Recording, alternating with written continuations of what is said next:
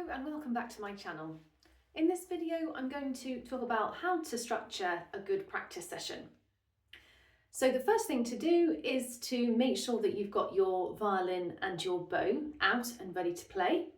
Check that your violin is in tune and also make sure that you've gathered all of your music together and your practice diary or notes from your teacher if you have them. So you've got everything you need to start your session.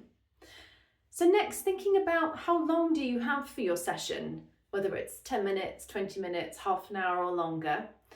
And you're going to think about dividing your time into about 3 parts. They could be around equal, or maybe the first one might be slightly shorter.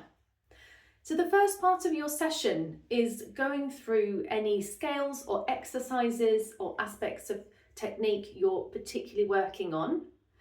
A really good way to start any practice session is with some long, slow notes on an open string, thinking about the posture, your posture, and also how you're holding your violin, how you're holding your bow, and also the sound that you're making. I'll just show you that.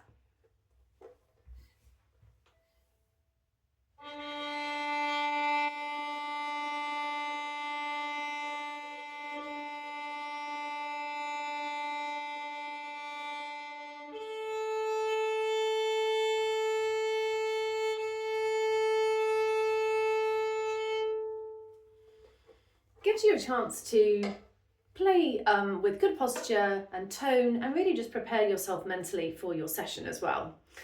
So next you're thinking about what scales or exercises do you have to play. This might be quite a short part of your session if you don't have many, or it might be longer if you've got scales that you're preparing for an exam. So going through them methodically, slowly, and then perhaps increasing your tempo to get them to a speed that you either need or want them to be at. But remember, if you can't play them slowly, you definitely can't play them fast. So start slowly, get everything correct, and then move on if you want to.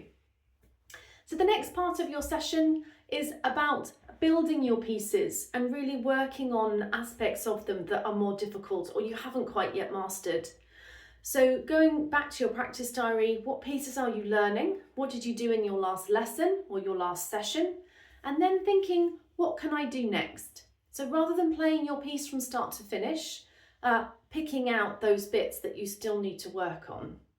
Sometimes playing something through is helpful to remind you of how it goes and also the difficult bits that are there, but be careful not to waste time by playing things from start to finish. It may be that you have a small section of a piece that needs to be fast and you haven't quite got it fast yet. If you play it very, very slowly, it gives yourself and your brain a chance to work out what do your hands need to do with your bow and your left hand in order to be able to then increase your speed. So an example might be that you've got a semi-quaver passage or a fast passage going down from the A string to the D string. This is just a really simple demonstration.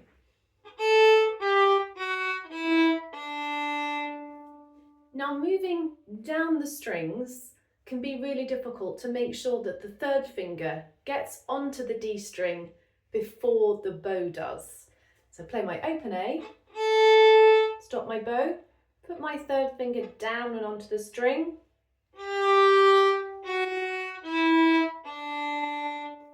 If I do that lots of times really slowly, thinking about what needs to move first, i.e. my left hand needs to be in place before my bow meets the string, I won't get any extra sounds and I'll gradually be able to get it faster.